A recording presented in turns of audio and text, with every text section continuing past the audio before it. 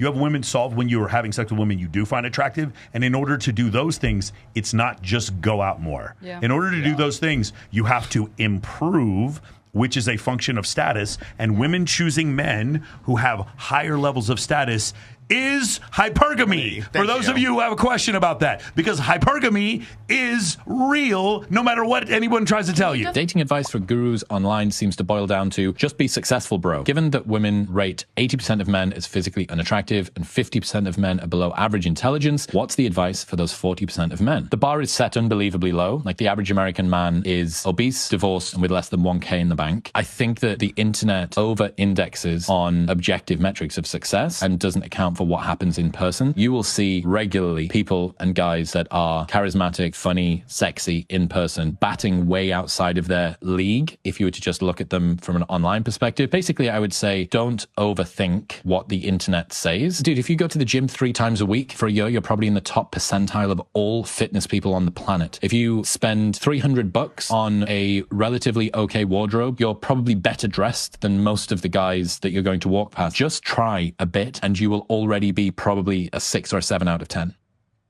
I'm curious, what do you think about this? Do you think guys need to try harder? Because I put this one in here because we've been joking about this the whole show, which is like, well, it seems to me like a lot of the people who are very anti-red pill right now online are just saying, well, the solution to this is to just get out there, just go out and put yourself out there, go out and approach more, go talk to girls live, go clean yourself up, take a shower, get a $300 wardrobe, go out there and make an effort. Which, by the way, ironically, is exactly what pickup artists have been saying since I don't know the mid 2000s. Yeah. So suddenly all this anti-red pill stuff comes full circle, and now we're back to where we were. But I wanted to point this out, and I wanted to pose the question to you guys: is do you think that guys just need to actually get out there and make approaches and try harder, and that would, in some way, I guess, ameliorate the 40% of guys who are actually, still single and sexless? Do you think that is it better for them to do something like that?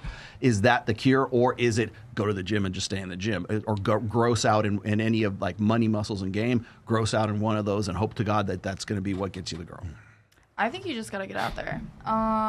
Like any of my guy friends who have ever asked me for advice on how to get girls, I'm like, create like a girlfriend group to touch like back on what you were talking about with like the strip club managers. Like they're surrounded by beautiful women all the time, so they're a little bit desensitized.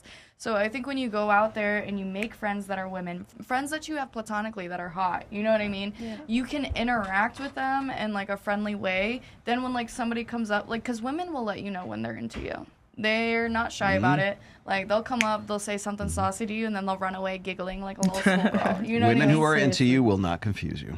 Exactly. You know what I mean? So I think just like going out and like having more interactions, it's kind of like the numbers game, you know what I mean? Like if you interact with 100 women, what's the percentage of like, say like only 5% of the women you talk to will actually want to have sex with you? Like I'm just throwing out random ass numbers here. There's like nothing backing this. But if that is the percentage of women that want to sleep with you, if you talk to 100 women, then you have 5 women that want to sleep with you, versus if you talk to 10 women, you might have 0. You know what I mean? So it's like a bell curve, just going out there, being social, interacting, learning how to have healthy, positive interactions. I think that's what. So this is a discussion that happens all the time, and Destiny was the one who talked about this. If you just go out more, you're more likely to have more sex, and I don't disagree with that concept, but I disagree to the level to which that counts against, like, say, having status or being good looking, being wealthy, having charisma, having pre-selection, mate choice copying, other, people finding you attractive, all these other different things, having high status. And the reality is, let's just take 2 different people. We'll take Harvey, who lives in New York. He's an attorney, like Harvey Specter, right? He's an attorney who lives in New York, and he makes $2 million a year, and he's really good looking. And then Larry, the cable guy, he lives in the fucking trailer park, okay? Larry and Harvey may both have 5 sexual partners in a year, but Harvey is going to have way more attractive sexual partners than Larry is, and that's where the difference is. Where the difference is like you haven't got women solved out. You have not got your women problem solved if you keep having sex with women that you don't find attractive because you're drunk enough to like fucking let it go. It's funny, Tyler's smiling. I don't know why. You haven't got women solved because you got that thing because you're having sex with women you don't find attractive. You have women solved when you are having sex with women you do find attractive. And in order to do those things, it's not just go out more. Yeah. In order to do those things, you have to improve, which is a function of status, and women choosing men who have higher levels of status is hypergamy. For those of you who have a question about that, because hypergamy is real no matter what anyone tries to tell you. Define that for me. Hypergamy, it means alpha fucks, beta bucks. Hypergamy in the Oxford definition, it has to do with women choosing men who are at a higher socioeconomic education and income level. That's what it means. Okay. But we hear that's the expanded definition. That's the denotative version of it. The connotative from the rational male has to do with everything from height, all these different type of things. Sex, arousal, attraction. Yes. So we simplify it as alpha fucks, beta bucks, or alpha seed, beta need, meaning that the women have a dualistic mating strategy, which is they're looking for a guy who has protection, provisioning, and parental investment. The good guy, the guy that's the good dad, right? The guy who's going to be there for the long term, the guy you want to marry, and the guy you want to fuck. The guy who's the alpha, who's the bad boy. We were just talking about this just not too long ago. There's the fuck boy. There's the guy who's, we've got to run through all these guys in my whole phase from 18 to 28 until we get to where suddenly we're found the right guy miraculously in a soulmate on whatever podcast. And she's talking about how she had to run through all these guys before she got to the guy that she's not really all that into because they weren't as exciting as that guy.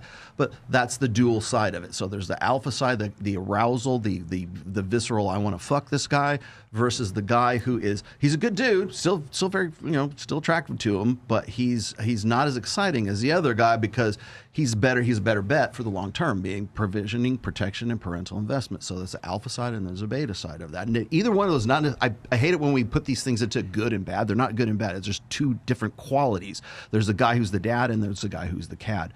That's what I keep getting into. And that's what people keep trying to redefine and go back to reinventing the fucking wheel over and over and over again. And I want to point this out also when we're talking about getting out there and like saying, hey, just go out like Destiny or whatever. This moronic idea that all you have to do is just walk out your door and you're just going to bump into 10 or 12 women who just want to fuck you. The fat guy that was in that video just a little while ago, you're not going to tell that guy, just go out the door and just try your best, bro. No, you got to be better before you go out there. The context that is missing is that you will sleep with more women. Right. You will just not be attracted to them, or they will, like in my 20s, I called it an 80% solution. I could always meet girls that were 80% of what I wanted, and then later on, it wasn't until when I got out of the military until I was with women who were 100% of what I wanted.